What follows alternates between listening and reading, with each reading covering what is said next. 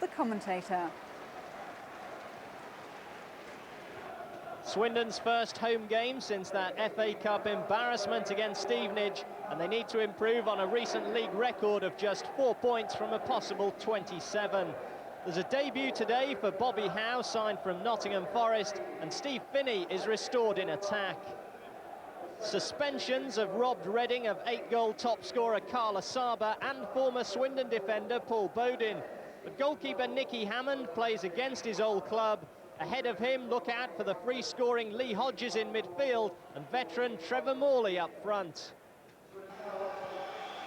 So it's Reading in blue and white hoops who get the game underway at the county ground. They're looking to improve on a record of just 1 win in 10 trips to the county ground. Swindon, of course, looking to improve themselves, try and get back up the table, having slipped from first place to 10th.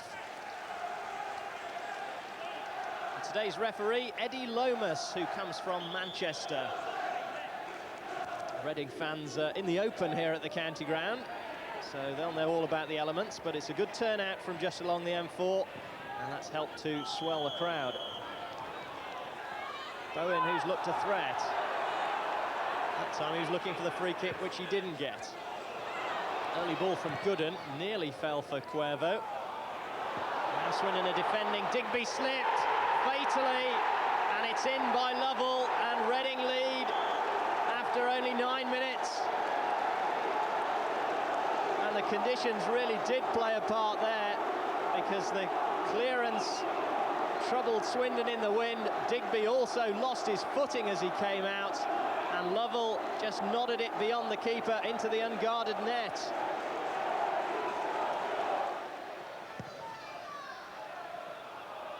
And looking for Lambert, the lone man up front for Reading at the moment.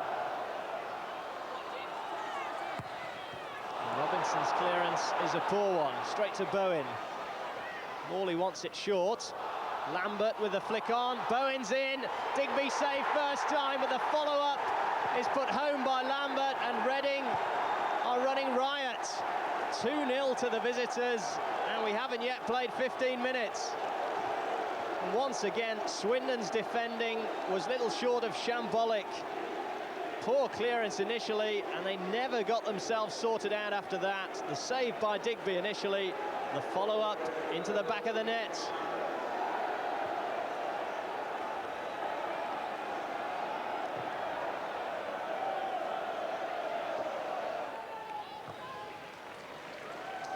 Cuervo trying to switch the play.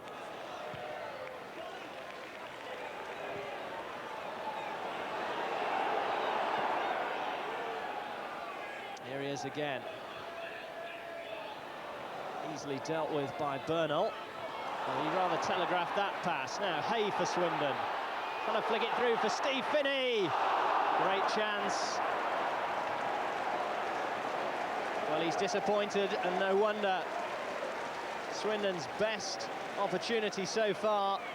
Good appreciation by Hay to find his strike partner. Finney just stretching a little, and it's too high.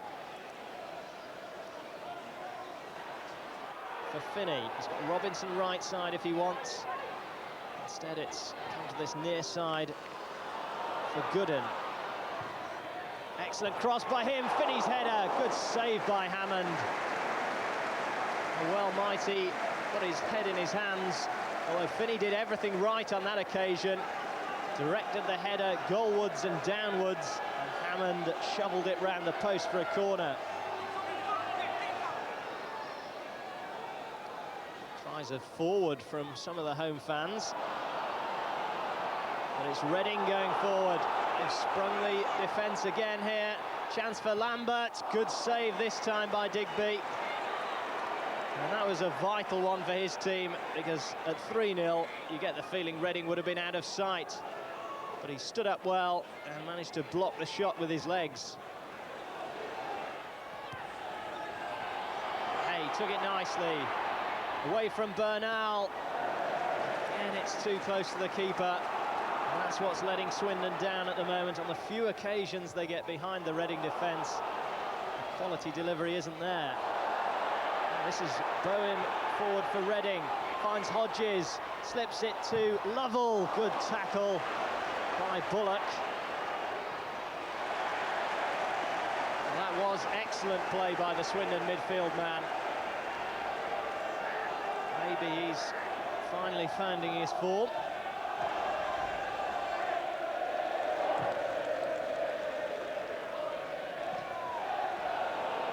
Morley away from McDonald.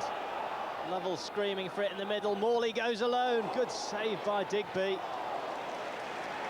Hacked clear by Robinson. Still Swindon haven't got it away. Bowen now. Morley. Disappointing finish. And twice in the space of 30 seconds or so, Trevor Morley could have put the game beyond doubt. This is Swales, the fullback. And Morley with a header. Hit Taylor, who didn't know anything about it. Still Morley. And still turned aside by Digby. And it's one-way traffic towards the Swindon goal at the moment. Digby at full stretch to keep Reading out. Creatively, the home side still lacking that magical ingredient to open up the Reading defence. Here is Watson. Well, he had every right to try his luck. He couldn't keep the ball down.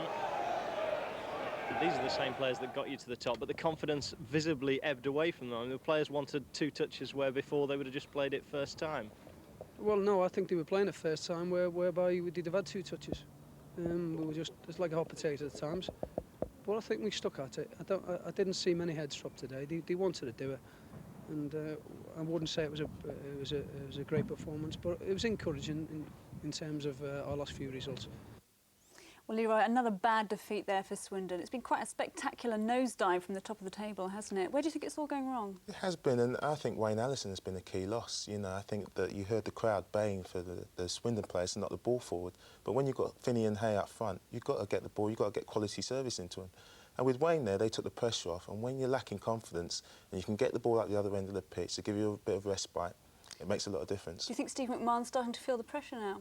I think that's ridiculous to say at the moment. I think if you said this, Swindon the 10th at this time, at the start of the season, I think everybody would have been very happy. They're not ready to go up yet, but I think they just need a little bit of luck, a little bit of confidence, and things will turn for them.